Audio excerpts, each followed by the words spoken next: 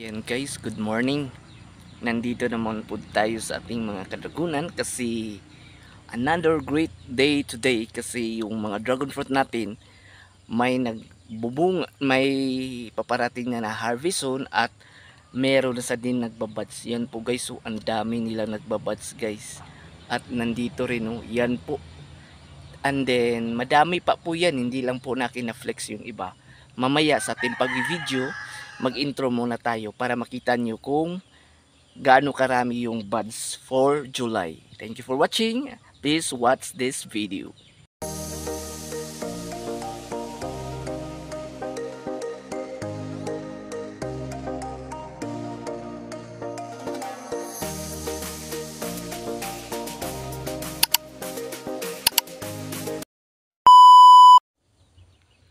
Hi guys, magandang umaga po sa atin.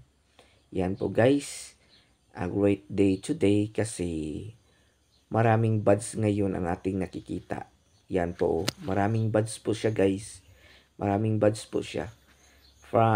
Ito po yung nagbabuds is maha-harvest po yan sa July. Pang July po ito. Parang madami din ito sa July. Hindi ko pa yun nakikita yung iba. Pero within 2 days dito is marami na siyang buds.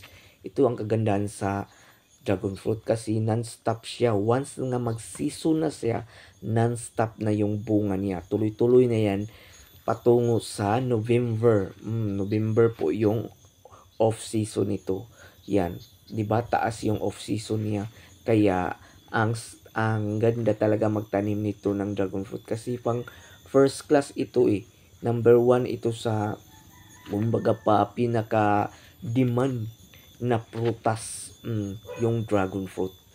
Mabilis maubos, mabilis ibenta, and then good for the health po natin ito yung dragon fruits natin. Yan po guys. Actually guys, demand talaga itong dragon fruit. Dugay na ako nagtitinda nito pero grabe ka demand. Maraming nag-order, maraming gusto magpalit kasi quality ito eh. Ito yung prutas na iba sa lahat. Kaya sa akin talaga ayaw ko talaga ibaba itong prutas, yung presyo kasi yung ibang tao ngayon is gusto ibaba nila yung presyo. Quality po ito nga prutas, hindi po ito basta-basta. May makukuha po tayo dito na mga good sa ating katawan, yung mga dragon fruits natin. Kaya yung mga dragon fruits natin is parami na. Kaya asahan natin na makaka-earn tayo bigyan tayo ng makaka-earn ng money kasi need talaga natin yan eh.